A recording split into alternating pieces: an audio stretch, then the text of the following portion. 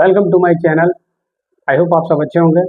क्या आपको पता है कि विश्व में सबसे लंबी बारिश होने का खिताब किसके नाम है? जी हाँ, विश्व में सबसे लंबे समय तक बारिश होने का खिताब हमारे भारत के नाम है।